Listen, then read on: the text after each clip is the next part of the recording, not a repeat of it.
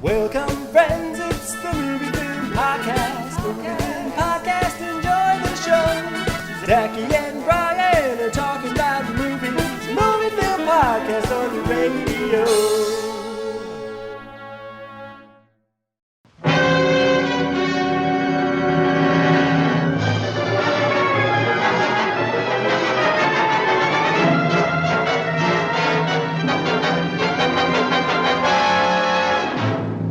Welcome to a movie film commentary track. My name is Zachy Hassan. I'm here with Brian Hall. Hey, how's it going, Zachy? Brian, I'm very excited to have our conversation today. I am too, because I was just telling you off mic that this is the first classic Universal monster movie I've ever watched. Wow. Yeah. I mean, in Mummy, Frankenstein, I haven't seen any of them. So this is, in a way, like kicking me off into a whole new world. So I was kind of excited to get started here. A whole new world of gods and monsters. Yeah, which is always like my go-to Cinematrix pick for Brendan Fraser that gets me great points. I should say that relevant to our screening for today, I was able to use Lon Chaney Jr. on Cinematrix a couple weeks ago. Oh. And I got the coveted 0%. You did. You sent that to me. 0%. That makes me think of Homer at bat when the players are being hypnotized and the hypnotist is like asking them to give 110%. And they're like, you cannot give more than 100. How did you get 0%? You did it. People did not realize that Lon Chaney Jr. is in the movie High Noon.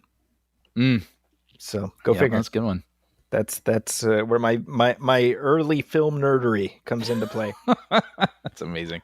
Hey, so we are watching The Wolfman from 1941. The timing seemed appropriate because there is, of course, the new version directed by Leigh Whannell in theaters right now as we record this. Mm-hmm. And so I kind of nudged Brian a little bit. I put a little bit of Wolfsbane under his nose, and I said, hey, how about talking through the original Wolfman? And then I sweetened the deal by saying it's 69 minutes and 55 seconds. Unbelievable. Yeah, an hour and 9 minutes.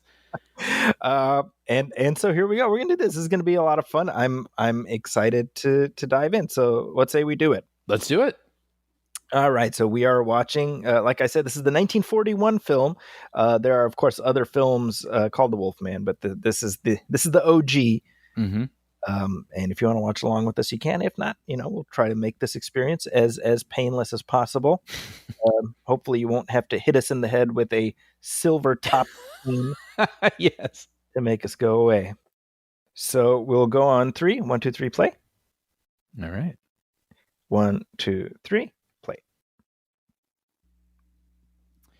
You know what was fun about seeing this old Universal logo here was it reminded me, the first thing it makes me think of is Back to the Future 3. Oh, sure. Yeah, because, that's right. Right? That came out in 1990, which was the 75th anniversary of Universal Studios. So they showed little snippets of all of the versions of their logo throughout the years. Yep. So I associate this really old, sparkly one with that movie. I like how the movie starts with that great statement of the Wolfman theme. Dun, dun, dun. Yeah. And we hear versions of that throughout. But also, as the movie starts, you sort of get this list of names. And I don't think any of these actors were huge stars, but they were familiar enough to audiences that their presence was worth sort of trumpeting up top. Claude Rains, obviously. Well, he was in Casablanca the year after this, but he had starred in The Invisible Man, about 10 years earlier, give her a little under 10 years, and very well known. And then it ends with Lon Chaney credited, as the Wolfman. But what's interesting is, of course, he's not Lon Chaney. He's not even Lon Chaney Jr. He's Creighton Chaney. And he, his father, Lon Chaney Sr., was, of course, legendary. He was the man of 1,000 faces during Hollywood's silent era, a horror icon. He played, The Hunchback of Notre Dame. He played the Phantom of the Opera, which you've seen. That horrifying version. Yeah, Iconic, that face, yeah. so he did not want his son to become an actor. His son did want to become an actor, and after his father passed away, he went into stage, and I think he wanted to make a name for himself separate from his father. But the irony is, they were like, "Well, we don't want Creighton Chaney, we want Lon Chaney Jr." And so he had to change his name to reflect his dad, and then eventually the junior was dropped too, and he was just Lon Chaney. So separating himself from his father ends up becoming his father. Yeah. I mean, there's some weird Wolfman overtones there, you know? That's really funny. Yeah, that feels like that almost plays in directly to the remake we just saw, the 2025, the themes That's of that right. one. Yeah. Now, the film originally, now worth mentioning, the movie is set in Wales, although you would not know that because it's never mentioned in the film itself. There was a moment when I wondered. I realized that I wasn't aware of its location. Yeah. Yeah, they kind of set it in this sort of a fantasia where it's like aspects of the 20th century, aspects of the 19th century. I mean, it's meant to exist in the time frame that it was made. It's meant to be set in the 1940s, although it is like a fantasy world, and it helps that it's black and white, and it feels sort of distant to us anyway, right? Yeah. Now, if you look at Chaney next to Claude Rains, it's hard to see Chaney as the son of Claude Rains. I was sort of doing a double take here. But yeah, then well, I was gonna say we joke a lot of times with people in the past where they look a lot older than we imagine. That's true. Their actual ages, they'll look like 49, but they're actually 27. So Chaney was 35 when he made this. Yeah. He's about 17 years younger than Rains. So you certainly, it like mathematically it works. Yes. But as written originally, and as it was to be filmed, he was not Larry Talbot. He was Larry Gill. And he is a handyman who comes to Scotland to help set up Sir John Talbot's telescope. And he ends up getting pulled into the events of the film. And the studio decided very late in the game, he should be his son. And what's interesting to me about that is I think that certainly explains the casting, seeming, a little awkward, right? But I do think in terms of story structure, that was a good choice. And I think it really gives the movie much more of a heart separate from, the specific werewolf trauma that Larry endures. Yeah, I agree with that. Yeah. I mean, there's something like a sad, twisted fate sort of thing if it's just a random person who's not even supposed to be here, or not destined to be here who succumbs to this sort of thing. But yeah, no, I agree. I think it gives the film a lot more heart. You use the word destined. That's also appropriate because at one point while this movie was being developed, the studio was a little antsy about the title, The Wolfman. And so the working title was Destiny. But they went back to The Wolfman. This scene right here, if you watch it, it feels like one of the few remaining Larry Gill scenes in the movie.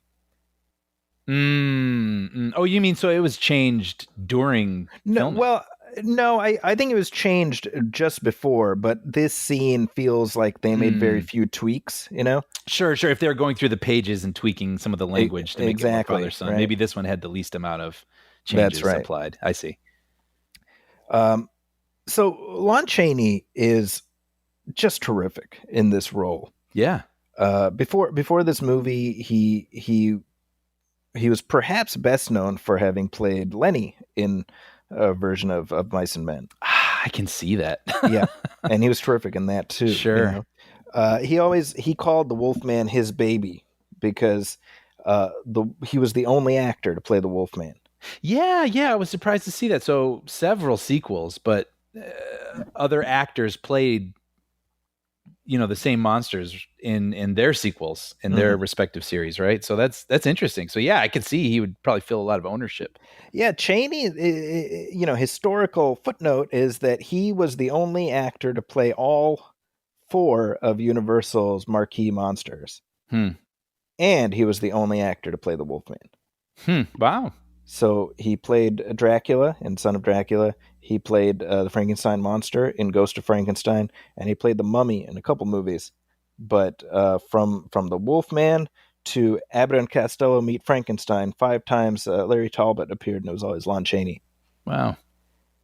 And even as a kid, I've mentioned it a few times that I loved the Universal monster movies as a kid, and what I loved about them is that I didn't find them scary. I found them sympathetic. Mm-hmm.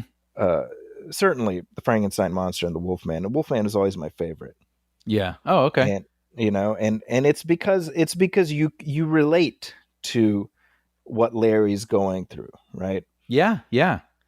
And I think there's something about the werewolf mystique that when we look at werewolf stories today, I don't think we even realize how much they are indebted to this movie in particular for really laying out the template that werewolf stories follow. I was curious about that. So, well, and I just want to agree with you saying that it's relatable because it's a change against your will. Mm-hmm. Even like getting a cold or something, you're like, I don't want this to happen to my body, but I'm going to endure it anyway now. Like it's very relatable, but this is obviously times 10. Becoming a monster, and you're not choosing this, it's happening to you. I even saw that, there are essays about how this could be, some sort of metaphor for like puberty or something even. Yeah, sure. But yeah, sorry, continue. Well, that all being said, as relatable and tragic a figure Larry is, I always feel like this sequence here, as he flirts with Gwen Conliffe, played by Evelyn Ankers, it always, I find it unnerving because me too. I'm like, was it effective back then? I don't know. I had the exact same thought. So when he's looking through the telescope and he sees her, I was thinking, Back to the Future. He's a peeping Tom, but I wasn't sure if this was fun and flirtatious or if I'm supposed to feel like, leave her alone, Buck. That's right. She said no more than like 3 times. A few times, and she's engaged, which I was thinking about the Hays Code back then, and I feel like this was probably skirting right up against that because, the idea of, back then, the idea of flirting with a engaged woman would be tantamount to adultery, based on the morality that was enforced by the Hays Code. So it feels like they were probably butting right up against what was acceptable. Interesting. But tell me about your thoughts as you were watching the film. Things that jumped out at you. Well, going with what you're just talking about right now, I did see, and again, we weren't around, so I don't know the culture at the time, but just going off of what other people have written, what I was brushing up on, it was interesting that people pointed out at this time when men would pursue women heavily, they were known as wolves. Mm-hmm. You think of those old Tex Avery cartoons, where the guy, his head turns into a wolf's head and he's whistling and his tongue falls out of his mouth and things like that. So maybe it's intentional that he's being kind of pushy here and it's sort of a type he's playing, but again, you and I don't know really. But yeah, no, that was the thing I wanted to dig into a little bit more. You started with this movie setting up the template for the Wolfman mythos, because I know silver bullets, I know the full moon, and so I was kind of surprised when we never got a shot of the moon in this, or a silver bullet, when it was just silver itself on the handle of this cane was enough to kill a werewolf. So it seems this was sort of actually I want to ask, there were Wolfman stories before this, correct? But they didn't have these rules? That's right. Yeah. So there had been stories about werewolves, but nothing formalized, right? Like it wasn't like for example, when we look at the Universal monster canon, Frankenstein, well, that's pulling from Mary Shelley's book. Dracula, pulling from Stoker's book, etc. Right? This was not. This was inventing a mythology out of a whole cloth. In fact, Kurt Siodmak, who wrote the movie, was essentially told, "Hey, we're making a movie. It's called The Wolfman. You've got 10 weeks. Come up with something." Interesting. Okay. Yeah, and Universal had tried before. They were in the early 30s. They were going to make a movie called The Wolfman with Boris Karloff, and there was a script written for that by Robert Florey. It ended up not being made, not being used. And then in 35 they made The Werewolf of London, Mm-hmm. which was almost like the prototype for this in terms of what worked and what didn't, right? I think that movie has some things that are interesting, but I think the lead character is played by Henry Hull. He's not very pleasant. Mm. And so you don't feel as much investment in his particular trauma. The other thing that's, the makeup, because Jack Pierce, who designed the Wolfman makeup for this, he also did the makeup there. And in fact, the creature design for this movie was probably his intention for that. Mm. But that film, which is about a botanist who ends up turning into a werewolf, the plot hinges on people recognizing him. And Dr. Glendon attacked me, right? So you have to he had to be wolfish but not too wolfish, you know what I mean? Right. And so I think Jack Pierce probably put it in a drawer, came back to this 6 years later. But what Siodmak did in terms of the notion of the gypsy aphorism, right? Even a man who's pure at heart says prayers by night may become a wolf when the wolfbane booms and the autumn moon is bright. I did that from memory, by the way. That's pretty good. I was wondering, actually. Right? You can tell, I was a fan of this movie as a kid. But here's what's interesting is that saying, which people are like, oh, it's a gypsy saying. It's not. It's Kurt Siodmak. But Yeah. it feels like it feels truthy. Yeah. You can imagine that's something kids say, on the playgrounds. Exactly. Yeah. So that saying was tweaked for Frankenstein meets the Wolfman, 4 years later, and it became when the moon is full and bright. Right, which is probably then what I'm more familiar with. Like if there's a full moon, watch out. Exactly. So it was kind of a moving target. Like they were, and silver bullets weren't introduced until House of Frankenstein. So there was this collective figuring out of these things that we all sort of agree. Oh, well, that's what you have to include in a werewolf story. But I think ultimately the reason the movie worked is sort of the tragedy of Larry Talbot, right? And I think notwithstanding his borderline, creepy, not borderline, let's just say creepy behavior with Gwen, he's still a likable guy, and so we do feel that investment in seeing him navigate this, Yeah. That's interesting. I mean, I was aware of all this stuff, like Frankenstein meets the Wolfman, and sort of, in my brain. But so it really was a cinematic universe. I mean, there were just crossover films, and it was the first cinematic universe. Huh. Yeah, but it did not become one until Frankenstein meets the Wolfman. Yeah. So this is the lesson for Universal with all their dark universe business. It's like, no, you start by just making movies that people want to see. Mm-hmm. And then you go where the story takes you. And what's funny is Frankenstein meets the Wolfman was initially pitched as a joke. I think Siodmak was like, "What are you going to do next? Frankenstein meets the Wolfman?" They're like, "Yeah, that sounds great. Write that." And he's like, Right. "Uh-oh." Yeah. So they're like, Frankenstein, $, Wolfman, $, and then the $signs come together. Yeah. Yeah, because the early pictures in the cycle, we're talking early 30s. So you had Dracula, which kicked the whole thing off. Frankenstein, Bride of Frankenstein. They were and Son of Frankenstein. They were prestige pictures. Well, less so Son of Frankenstein. I was going to ask you about that. Yeah. Okay. The Invisible Man. Like James Whale did Frankenstein, Bride, and the Invisible Man. These were not. They weren't exploitation movies. Mm-hmm. That's what I was wondering. I was wondering if they were sort of like pulp style movies, for kids on a Saturday. Definitely not when the cycle started. Okay. They were prestige pictures, and people always ask me. People always ask, like people come up to me in the street when I am asked, I should say. Yeah. What are the best ones? I always say Bride of Frankenstein is the best one. Like it's the best that film. Yeah.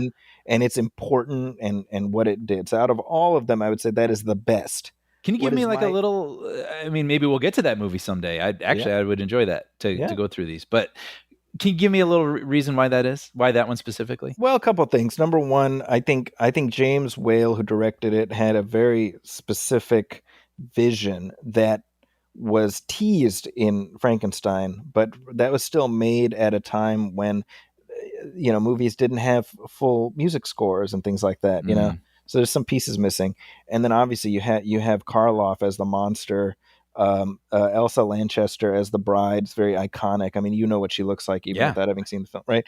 And I think Bride in particular paints the most sympathetic portrait of the monster, as played by Karloff. So it's just it's like scary and funny and sad, all of those things together. So effective, Interesting. Okay.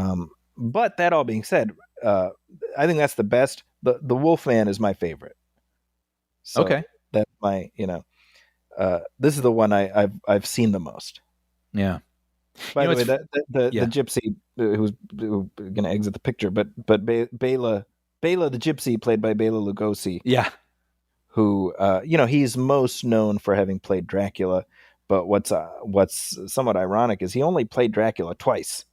Once in 1933, and then once, in the 50s with Abbott and Costello Meet Frankenstein. So in other words, he was in the first Universal monster picture and the last. And that's it. Yeah, and I mean, frankly, from my experience, I know that person best probably through the film Ed Wood. Yeah, it's played by Martin Landau. Yeah, yeah. I was going to say this. When what's her name? Sorry, the woman. No, Jenny, the one who... Jenny, yeah, she brings kind of a chaperone friend figure. Gwen brings her friend Jenny. Sorry. Oh, sorry. Yes, Jenny. Yes. So I was gonna say it's funny because Jenny seems kind of game, like, all right, yeah, let's go. But it seems in horror movies now, because she becomes the victim, it almost feels like she'd be reluctant or something. Like, oh, come on, I don't want to. It's like, please, I want you to come with. Okay, fine. It seems to go that way for that character. That's a good point. Yeah. And it's funny because I guess I just wasn't in the frame of mind. I was getting into it as I was watching this, but her tagging along, I didn't even think like, uh-oh. Yeah, right? You aren't one of the main stars. Didn't see you in the opening credits. Yeah. But yeah, it's sad. But I did, yeah, it's pretty, no pun intended, but striking having this cane be the main weapon.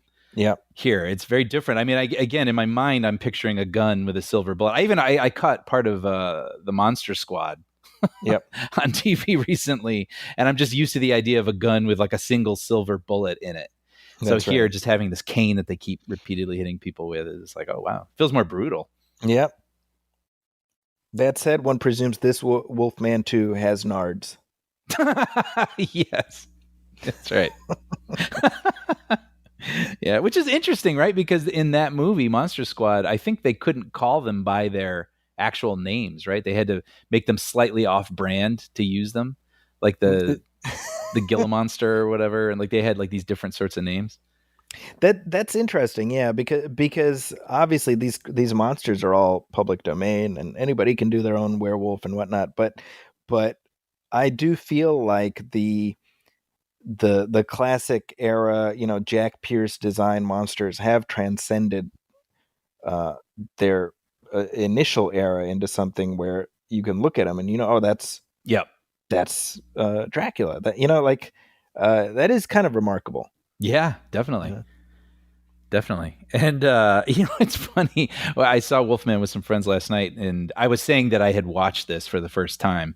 Mm-hmm. And my other friend, she was like, well, I've seen Teen Wolf. I was like, yeah, the mythos has been sort of reinterpreted. I mean, speaking of like the puberty metaphor, right? Yeah. I kind of actually, after watching this and watching the newer one, I kind of would like to rewatch Teen Wolf and see the little dribs and drabs they include. Maybe they don't. I don't know. Yeah. I mean, he doesn't surf any vehicles in this one. But... and the film is poorer for it, if you ask me. I agree. He doesn't have a friend named Styles. T-shirts with his face on them. It's kind of funny, too. This makes me think, with like, there's a gypsy curse. kind of a thing. And, and then there was like an era where it was like the Native American burial ground, just trying to come up with this sort of fanciful magic attributed to a certain group of people. Certain ethnic groups. Yep, exactly. I do love the sets here, which are, it's obviously it's a studio stage. But again, going back to what I was saying before, it defies any specific reality. It feels dreamlike. That's a good point. And I know probably the black and white helps a lot too, and a lot of mist. You can presume it's a stage, but it looks great. Yeah, dreamlike, exactly. I liked it a lot, and I guess at the time it was the biggest set that had been built. Yeah, and they were smart about how they framed it, where you're not as aware of the obvious limitations of being on a set. I think the director George Wagner, who is kind of like a journeyman, he wasn't. I don't know that he did anything that met this level again, but I think what makes it work, at least for me, is that you've definitely what you were saying before about the black and white. It adds to the tone, right? The mood, and it creates a distance, but it feels unmoored from time, kind of like a fairy tale. Yeah, and I actually wrote down a note to myself, just calling out the beautiful cinematography. I mean, almost inherently with black and white, you get these incredible lines and shadows. And when people really know what to do with those things, each frame just naturally looks like a work of art. I saw the cinematographer, Joseph Valentine. Yeah. Which, by the way, is there a more killer name from an era like that? Joey Valentine. Yep. But yeah, it's beautiful. But I was also... Oh, yeah, go ahead. No. Well, I was going to say, we'll get back to it, but the fog from the sets, or the outdoor sets, were obviously, chemicals. Right. And apparently Evelyn Ankers, when she's pretending to be passed out in them, really passed out from inhaling all those fumes or whatever. It made me think of the Wizard of Oz when they're using asbestos for snow. And it's like, God only knows what they were using to make the fog in this movie. Try not to think about it. But no, you mentioned Joe Valentine, and worth mentioning that Alfred Hitchcock saw his work on this film and hired him for Saboteur, which was his first movie at Universal. Oh, very cool. Yeah. Also worth mentioning is that this movie, which Universal had a great deal of faith in, was released on December 9th, 1941. I saw that. I was going to bring that up. Isn't that crazy? Yeah. So, Pearl Harbor was attacked on December 7th, 1941. And so I actually, when I was watching this, I saw the 4. I didn't quite track what exact year it was, but I did wonder at what stage of the war we were in. And that was sort of the Lend-Lease era where we were staying out of things directly. And, but yeah, the premiere, that's crazy. 2 days after Pearl Harbor. And this movie is meant to be a little bit of escapism. You talk about America grappling with what it was up until then the biggest tragedy our country had experienced. Yeah. And this, it's like Homer Simpson coming out being like, "Are you ready to laugh?" Yes, right. Yeah, and ironically, it's like, "Are you ready for something truly terrifying?" and I guess Universal was nervous about that, but the movie went on to become one of its top grossing movies. Yeah, that's right. Yeah, so sometimes that happens, right? When awful things happen in the world, people want to escape through something terrifying in a different sort of way. It's almost cathartic. Yeah. Or just find escapism, period. We remember after 9/11, the following summer, Spider-Man was released. And some attribute the record-shattering success of that movie, at least partly, to this desire to just find escape. Yep. you know. Yep. And even though this is sort of, terrifying, like this is fantastical. It's That's different. It's not quite of our world. And that's maybe a necessary escape for an hour and right. 9 minutes. Its approach to the storytelling is very interesting, because and granted, we're watching it from the perspective of almost 100 years after its release. Mm-hmm. And I don't find it scary. Even the jump scares aren't particularly scary, Mm-hmm. But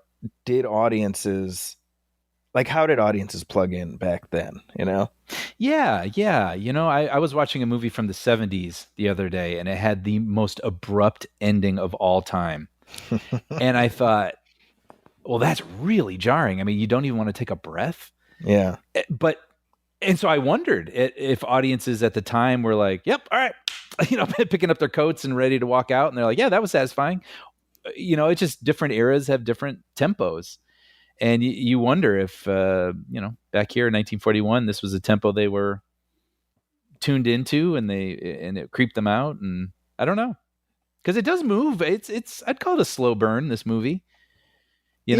It is, but what really struck me, especially upon this rewatch, is that for a movie that's under 70 minutes, they pack all the essentials in. Yeah, like it moves at a quick enough pace that you feel like you're moving, but not like you're being rushed through. Yes.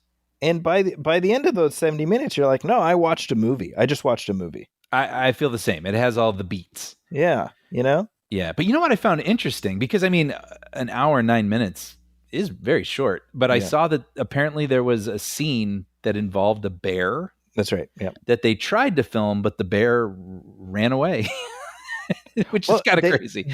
They did film it. Yes. It does exist. Yeah, and it was used in the trailer, apparently. Yes. Yeah. So, but however, the context of the scene, and it comes during the Gypsy Fair later.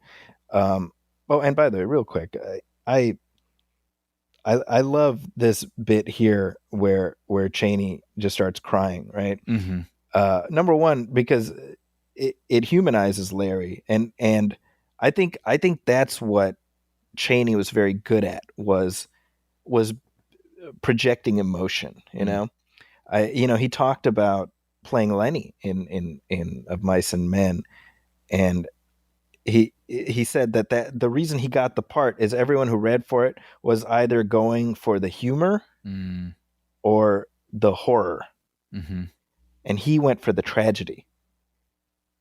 See, and that's a pretty effective tool to have in his toolbox, because he's a lumbering man. I mean, he's 6'2", he's kind of beefy. And so when you see a person like that break down, you almost feel it even more, because it's kind of unusual to see on someone of that frame. Exactly. And so I almost feel like they put that bit in there just to give him a chance to emote, because he's so good at it, you know? But the scene we're referring to later on, where Larry would go, would battle this bear, and the idea is that sort of even before he becomes the wolf man, the bear sort of senses his animal instinct or whatever, and they left it out because you're just like, well, geez, that bear didn't do anything, Interesting. Okay, and it puts you against Larry unconsciously. Right. Oh, that's interesting. See, everything I read was making it sound like something that had gone wrong, and no, it was shot, and they made a decision to leave it out. Okay. Yeah.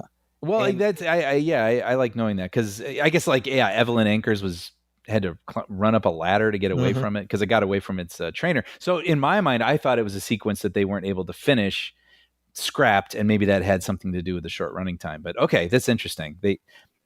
I prefer that. I like that they were very mindful, realizing that if he'd killed an innocent animal, we might not be able to continue to go along with him. Yeah, because I think it works because he projects an air of gentility. I mean, even when he's being sort of creepy with Gwen, there is, I mean, he seems harmless. Like, you know what I mean? Even here, I mean, we're watching him apologize for what happened to her friend Jenny. Yeah, exactly. So all of that, I think works toward making him tragic. I mean, that's really it's a story of tragedy where he really he is like the wrong guy in the wrong place. Mm-hmm. Um, and what we were talking about earlier, the you can't escape from family, right? It's like family pulled him back, and that's what ends up, cursing him, Right. But the 2010 film that was directed by Joe Johnston, that movie adds this element of making Sir John Talbot the werewolf who bites Lawrence. Mm. And so it ends up becoming a literal battle between father and son. Okay. Which I guess we're seeing a lot of lately, right? Yeah, that's right. That's right. But I think that loses something. Like, because to me personally, one thing I like about this movie is I don't doubt that Sir John loves his son. Mm-hmm. And they're like, they've drifted apart, but they're both making an effort to, right? It's not based in anything really, That's interesting. Yeah, because I mean, we'll get into it when we talk about the new Wolfman, but I found some of the metaphors a little jumbled. Mm-hmm. At least as it tries to stick its landing. But Mm-hmm. Yep. but I guess Teen Wolf, going back to that, I mean, that is a father-son trait. Mm-hmm. I didn't think about it, that carries through with this story. Yeah. And all the different iterations. Interesting. This fiance here is just kind of funny the way he shows up. Like, it's just, I mean, I'm sure this was the style of the time, but it's just him coming in with his dog on the leash, like, cheerio. Like, he just... Well, what is interesting is that he's not played as like a foil to Larry. Yeah. He's just he seems genuinely like concerned for him. Yeah, and even the scene at the fair. That's right. He's even like, oh, just to prove to you, no hard feelings. He invites him to join along with them. Yeah, like sort of cinematic shorthand would lead you to think he'd be kind of a dick, Yeah, and then probably get killed. Yeah, right, exactly. Like maybe you'd be like, well, of... good. You'd be like, well, good. I'm glad his throat got torn. Yeah, exactly. Like, he would be the wrong person. She's engaged to the wrong person, and maybe he's even a little aggressive. Mm-hmm. And so then we see our hero dispatch him, and we would be okay with it because, maybe he's helping her in a weird sort of way.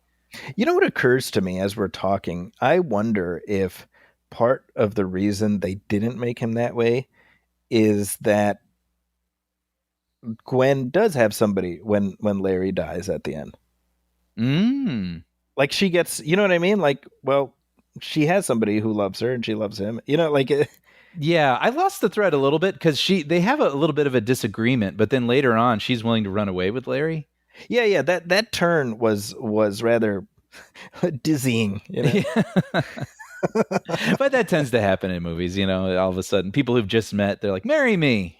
Yeah. It's true. Yeah. Have you ever done one of these things, by the way, these carnival games with the like air pistol? Probably when I was in high school. Yeah, I feel like you don't see these anymore, but it used to be, it was a piece of paper, I remember, where there'd be a star or something, and you had to shoot out all of the stars so there was none of it visible left, and you'd get a prize. Were you good at it? Not as good as I would have liked to have been, probably. But it was always kind of fun. It was like shooting a BB gun or something.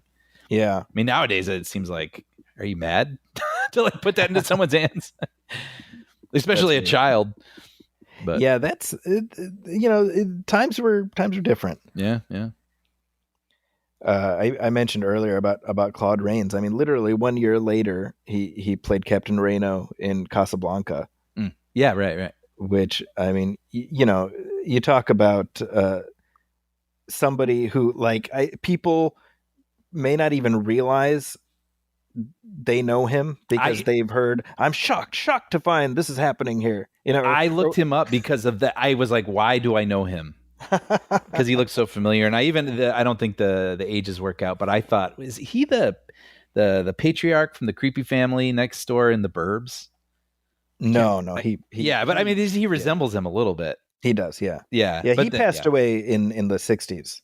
Okay. Yeah. No. Yeah. Yeah. Something went off in my brain. Why do I know this guy? Well, he's in Mr. Smith Goes to Washington. You probably know him from that. I mean, I've seen it, but I don't know that I would recall. Oh, okay. Just from his face, but that's. I mean, I know you like the movie.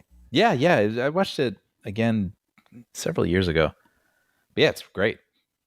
Yeah, that's another one. Capra. I feel like he's. I want to. There's a lot of movies of his I haven't seen. I want to go through. Yeah, Mr. Smith. I think like It's a Wonderful Life. They sort of get lumped together as treacly, curios from a different time, and it's like no, these are like they're heavy, you know. Claude Rains is, he's the crooked senator who's Mr. Smith's foil. Right. So, kind of great actor. If you haven't seen The Invisible Man, I would recommend that. Yeah, I do want to now have this kick me off. Yeah, and just start going through these. It's funny because the past year I've had it on my mind to read Frankenstein. Okay, so maybe I'll even do that, and then I'll just watch those movies and kind of get going. Yeah, it's kind of remarkable because certainly Frankenstein and Dracula are pretty far removed from the execution and intention of the original authors, the books. The Frankenstein monster in the book is not this monosyllabic sort of, grunting creature. See, I don't even know. Yeah, he's verbose and he's he's angst ridden. He's like, why do I exist? It's a lot of that. But of course, what we think of is what these films really popularized. And even Dracula, right? Like, I think people think of Bela Lugosi, obviously, but if you read the book, it's hard to imagine Bela Lugosi based on the way Dracula is portrayed in the book, See, and I guess I'm more familiar with Nosferatu, having just seen the remake recently. But yeah, Orlok is very different than what I picture the composed, handsome, slicked back hair of Dracula. Yeah. Of course, Nosferatu, the original Nosferatu, made without permission from the Stoker estate. So that was, I think Bram Stoker's widow wanted every print destroyed. I mean, would that be like if someone made, Flying Winged Man and made like basically the Batman story? Yeah, basically. Huh, wow. Yeah. Because I haven't seen the new one, but certainly the original, it's a pretty strenuous adaptation of the original of the book. Apparently, Evelyn Ankers and Lon Chaney Jr. didn't get along. Yeah, not fans. Yeah, he sounds like kind of a bully. Well, I think well, not bully. Sorry, more juvenile. Yeah, he used to kind of sneak up behind her in his Wolfman makeup and scare the crap out of her. Yeah. Which I guess after the second or third time that might get stale. Yeah. Right. He could also tie on a bender pretty well. Yeah, that's what it sounds like. Apparently, she got his dressing room. And that was punishment because he had vandalized studio property while drunk. He used to get into drunken brawls in his dressing room. So he liked the sauce. And certainly by the time he got to Abbott and Costello Meet Frankenstein, I think people knew. Oh, real quick, by the way, this montage sequence here clearly going for something artsy fartsy. Yeah. I don't know that it works necessarily as much as they hope, because it feels like the images aren't really telling a story. Yeah, I thought, is he going through a transition here? Yeah. Or this is the beginning of that. But yeah, it's more just an impressionistic, just off the top of my head, it makes me think of Punch Drunk Love, how they'll just cut to sort of these watercolor paintings. Yeah. And it's just to evoke kind of a feeling, and that's you a funny just connection. Go with it. So as written, initially, the idea was to leave it much more opaque as to whether Larry's actually turning into the werewolf. Yeah, I found that fascinating. And thankfully, cooler heads prevailed. Yeah. Because that's the movie right there. Yeah. But I think they wanted to do something a little more impressionistic, and when you see the transformation, it's Larry looking into a pool of water, so you're like, well, is it really him? Is it not? Uh, I think it was smart to straighten that stuff out. Definitely. But I mean, you can see that version, but that's not the version that's the most fun. yeah, and it's not the one that's lasted this many years, Yeah. But real quick, just to finish the point I was making earlier, by the time he was making his last movie, they knew to get his shooting done early in the day because by the end he'd be kind of drunk as a skunk. Wow. Here we go. It begins. Now, yeah, we are just about 45 minutes into this movie before we see Larry actually become the Wolfman. Now, the transition is pretty effective considering the technology of the time. I think so. They're using like a lap dissolve. Mm-hmm. He's wearing boots there, like pretty clearly. Yeah. Now, what's funny is when he sat down, he was wearing light colored pants and a tank top, and now he's wearing dark colored pants and a shirt. I didn't even notice. So I kind of love that the Wolfman stopped to change his trousers and throw on a shirt. Right. Before, getting down to business of murdering. Yeah. He couldn't go out without his smoking jacket. It would be uncivilized. Right. Yeah, uncivilized, exactly. Yeah. It's a good look, though. I mean, it's. I think I was reading. There were different iterations trying to find it, but at one point, maybe the face looked too much like a wolf, and they're like, no, he's got to look still like the actor. Yep. Which is you hear that a lot. I mean, I think of 1989 Joker.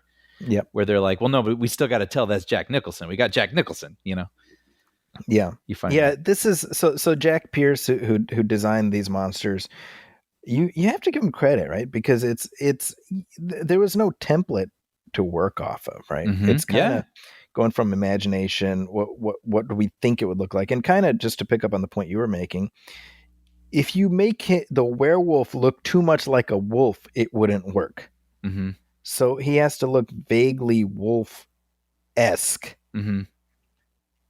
And using the materials of the time, so yak hair and molded rubber and whatnot, and like you said, I mean, you can still see Chaney's face there. You can see his eyes. Mm-hmm.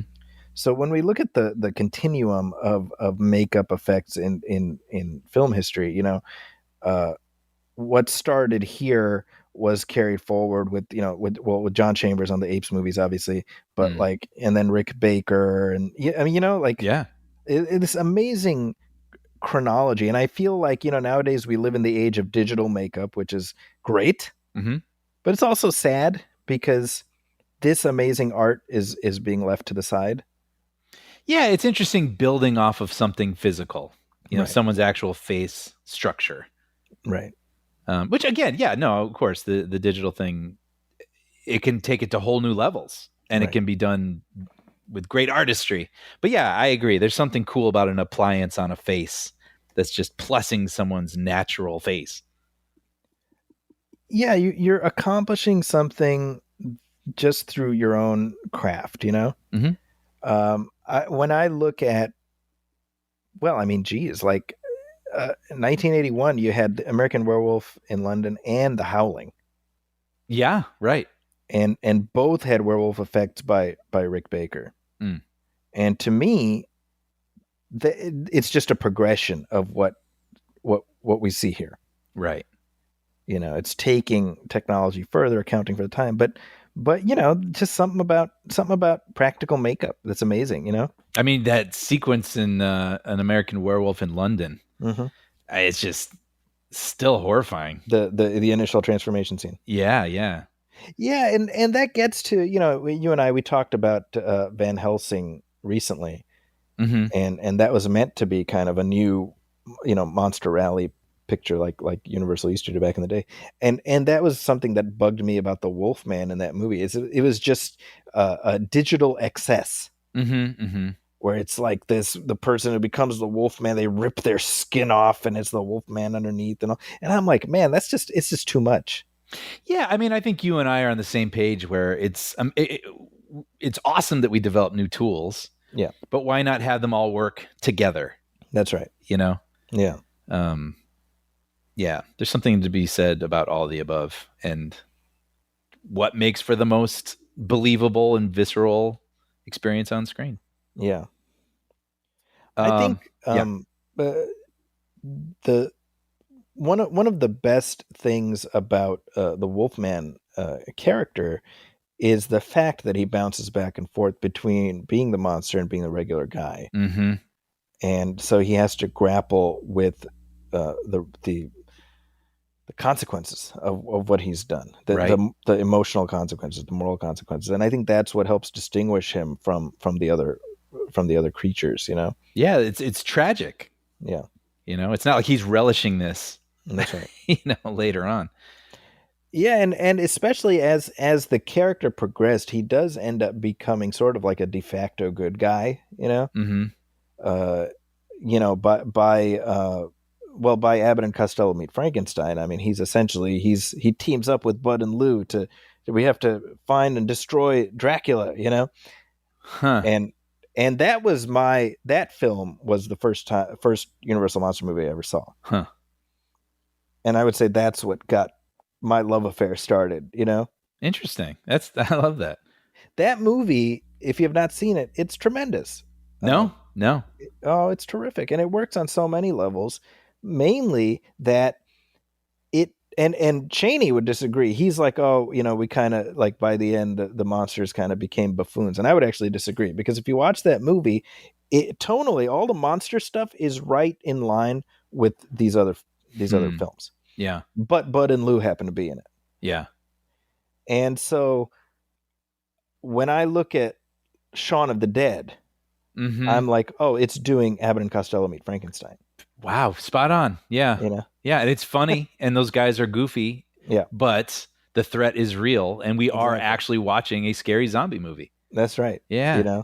So there is this tendency among some folks like, oh, I don't really count the Abbott and Costello because they did a few of the monster pictures. They did Abbott and Costello Meet Frankenstein. That was obviously a big hit, and then they did Abbott and Costello Meet the Invisible Man. They did The Mummy, and those are all connected to the Universal, their respective series. Mm-hmm. But obviously, they lean into humor. But as far as I'm concerned, it counts. Abbott and Costello Meet Frankenstein. That's the end of the monster cycle for these main creatures. You got Bela Lugosi back. You got Lon Chaney back. Of course, you should count it. Interesting. Yeah, I have a lot of movies awaiting me.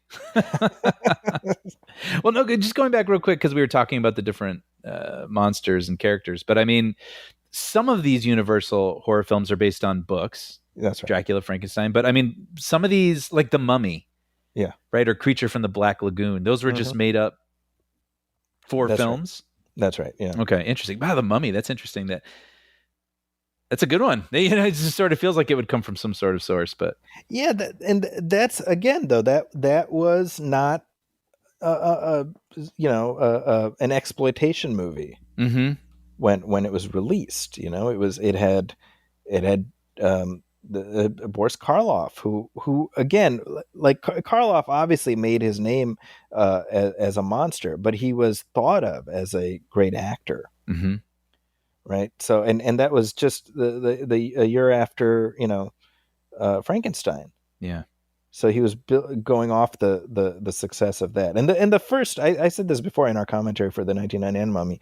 I mean, it's a slow picture. It's not particularly scary, and it has very little to do with the the Brendan Fraser one. Right. Yeah. But yeah, that initial era, early 30s, that was like one. That was one part of the Universal monster cycle. Mm-hmm. And then what you had happened was studio management changed, and they were like, oh, we got to start cranking out some sequels. Mm-hmm.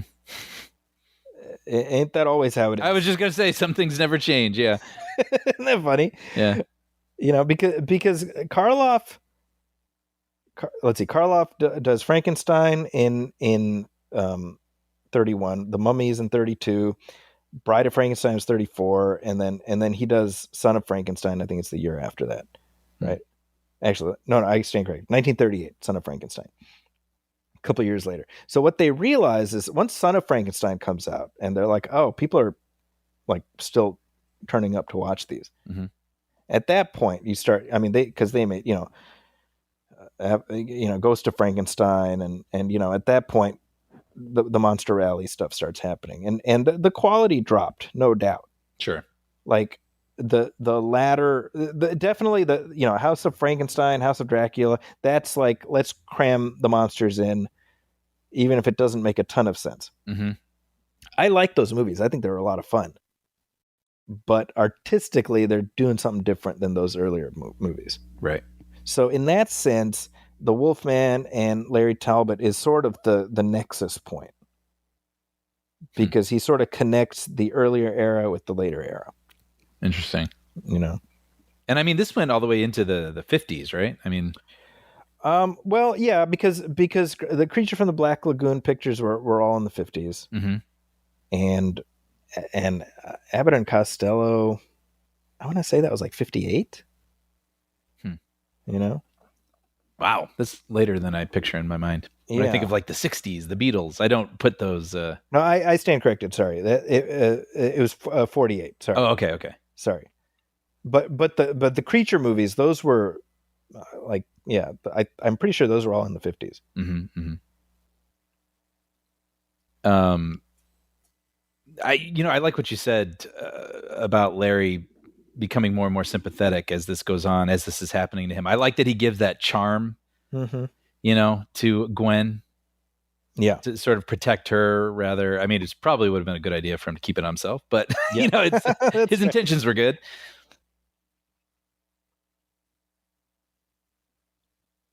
Yeah, I think that, and this is just, sometimes you just stumble on it because you cast the right person, right? Because as I mentioned, the earliest version of this story, it was intended as a vehicle for Karloff, and it's hard for me to imagine it working as well with Boris Karloff.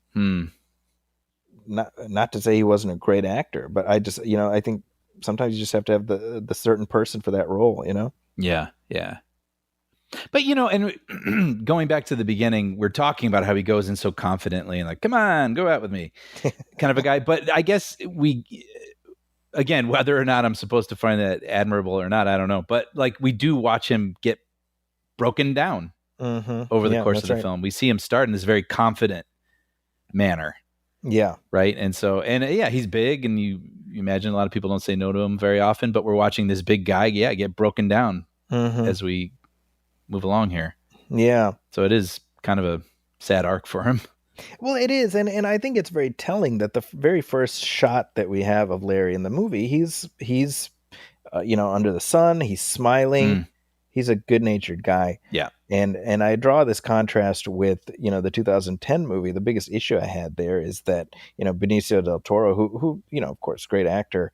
I think the way the character was constructed, he's very dour and morose, and you don't. It's awful what he's going through, but that sense of tragedy doesn't really feel as much, because you're not sensing that this is like a normal guy, right? You feel like this is somebody who's always been cursed. And I think that's an important part of the mix. Yeah, definitely. Yeah, there is something so anguishing, but also compelling about wrong place, wrong time for your hero. I think about the Incredible Hulk television show, which I enjoyed a lot when I was a kid, and in a lot of ways, Bill Bixby, his appeal in the role as David Banner is very similar to Lon Chaney's appeal as Larry Talbot. Where he's this regular guy who really does not want this thing to happen. And yet we as the audience are kind of waiting for that thing to happen. Yeah. So Maria Uskinskaya, who plays the gypsy Maleva, she's also in the follow up to this Frankenstein meets the Wolfman. Mm. And you talk about like your prototypical gypsy character, right? Like Totally. if I'm like picture an old gypsy, you'd picture Maria Uskinskaya without even realizing it. Right. Yeah. In Frankenstein meets the Wolfman's kind of interesting. The monster was originally going to be the Frankenstein monster was originally going to be played by Chaney, so they were going to do they were going to have him play both. Mm-hmm. Oh, because he had played the monster previously in Ghost of Frankenstein. They realized pretty quick, like, oh, that's not going to work, and so they had Bela Lugosi play the monster, and you talk about a very bad mismatch of actor and character. Oh yeah. Yeah, I mean, obviously he has an entirely different physicality than either Karloff or Chaney, and on top of that, the monster. This is where like there was continuity between the films. Mm-hmm. In the previous film, Ghost of Frankenstein, the brain of Dr. Frankenstein's assistant Igor, played by Lugosi, was implanted into the monster's brain. So he was supposed to be Igor as voiced by Lugosi, right? And he was supposed to be blind. He had been rendered blind based on the events in the film. And what they realized is, well, when the monster opens his mouth and you have this mush mouth, very thick Lugosi accent, it was hilarious instead of imposing, So they ended up cutting out any scene where he talks, and they also cut out any reference to the fact that the creature's blind, even though that's how Lugosi was playing it. Oh no! So it ended up backfiring in several different ways. Sure. Kind of a wonky looking performance without the details. And unfortunately, I mean, you mentioned Ed Wood. Ed Wood really gets into it that Lugosi, he could not escape Dracula's cape. Mm-hmm. It haunted him for the rest of his career. Yeah. And this is sort of the curse of immortalizing a character. Is it lives forever whether you want it to or not. Mm-hmm. I thought that was interesting that the Maleva, she can take the curse off of him. Temporarily. Okay, so I just that was unexpected for me. It's the equivalent of hey big guy, sun's getting real low. Yes, exactly. Yes, that's basically it. Yeah, that's pretty good. And then also she has like a speech in here where she's describing the werewolf. Yeah. And I was like, oh, I've seen this clip before in The Sandlot. How funny. When the kid's getting chased by the big dog, he runs through a movie theater, and that's what's playing on the screen. And I was like, okay. It's kind of fun to actually see the film in its proper context. Isn't it in American Werewolf in London too? Aren't they? It maybe. I've only seen that once. I it's been a minute since I've seen that, but I feel like there's a werewolf movie where they're commenting on the werewolf movie. Yeah. But regardless, like the scene you were talking about earlier with Maleva, where she's talking over the casket of her son, as scripted originally, that was written in such a way where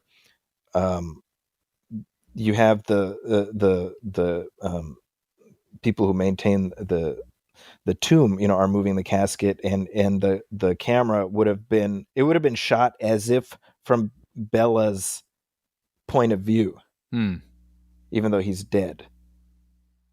And the idea was kind of this unnerving sense of like, even though he's dead, he's not really dead, kind of thing. And they ended up cutting that out.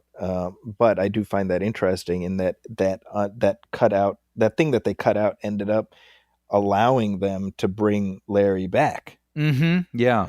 And say, oh, well, he wasn't actually dead, Right. Yeah. Interesting.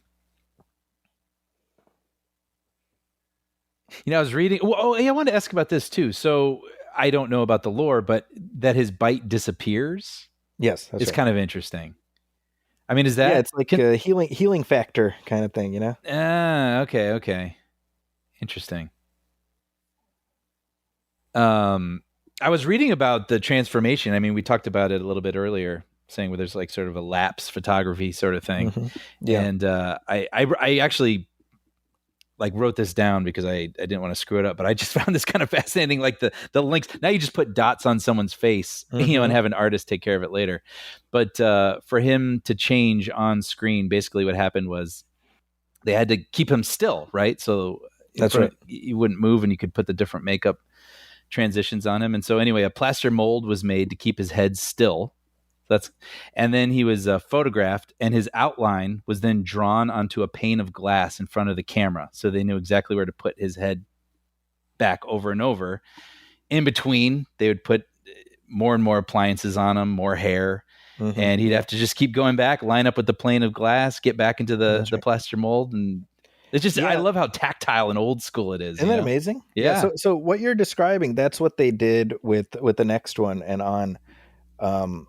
Because in this one, the only transformation we see is him turning back to Larry from the Wolfman at the end, and that was, they were sort of figuring it out. But yeah, if you watch Frankenstein meets the Wolfman, the first time you see him, he's resting. It looks like a pillow, but it's actually plaster. So there was they molded it. Looks like a pillow, but it's just a little divot in there. You can just put his head right there. And it's a remarkable on-screen transformation. I mean, it's virtually seamless. I think so. Yeah. Yeah.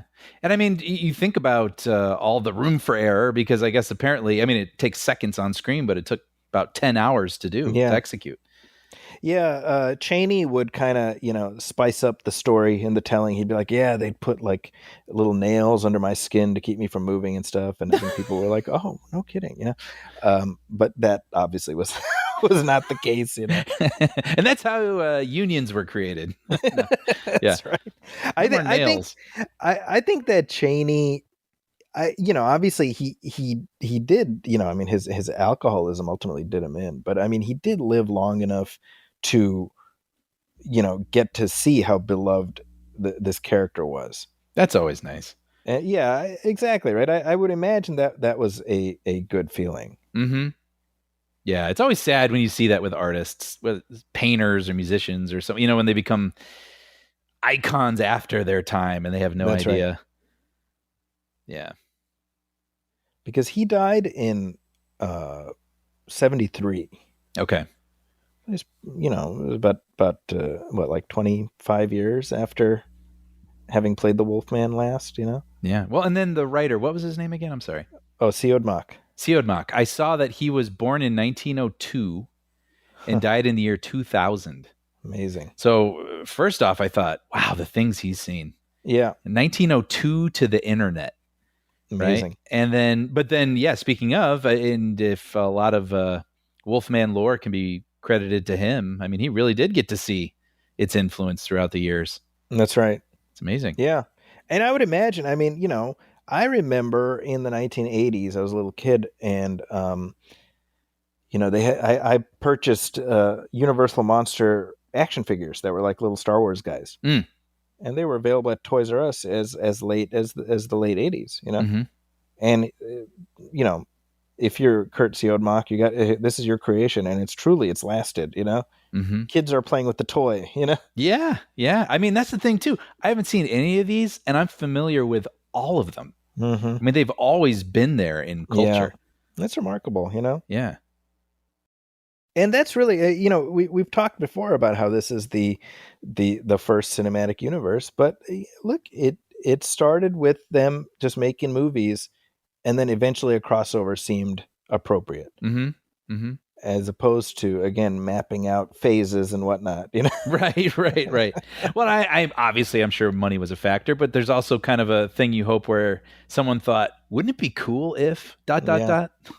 Sometimes that's your best movie, is just asking what it wouldn't be cool if. Yeah. I mean, didn't work out so well for Cowboys versus Aliens, but it would have been cool. It sounds cool. They needed Cowboys versus Aliens versus the Wolfman. Exactly. That's all it's missing. Yeah. I do like the we talk about destiny and how Sir John, he ties up Larry, and as he leaves him, Larry's like, Dad, just take the cane. Mm-hmm. And it ends, like obviously he wants his dad to protect himself, but obviously he, on some level, he's like, if my dad encounters me, he's gonna have to kill me. Mm-hmm. He arms him with the means to kill him. Yeah. Yeah, it's great. It's great tragedy. There's something, it's so striking, the silhouette of him there. Yeah. And just this fog that's just never goes away, Mm-hmm. I also really I like the score in this movie a lot. I was actually rewatching for our talk today. I was really uh setting in on how clearly John Williams carried forward what these old movies were doing. Yeah. Strong motifs that are representative characters, and even the underscore. I hear pieces of the underscore that are just, they could be in one of his Star Wars movies or something. Yeah, there was a phrase, and I don't remember which it was, musical phrase that reminded me of Batman, 89 Batman, and I was thinking, oh, that must have been in Elfman's head somewhere. Well, and Elfman, by the way, did the score for the 2010 version. Oh, there you go. Yeah. Yeah. See, I think that the fact that Sir John and Larry have reconciled is what makes this moment so much more tragic. Mm-hmm. It isn't this sort of pent up, confrontation between father and son. Yep. It's just, they've been apart, they've made peace with each other, and yet.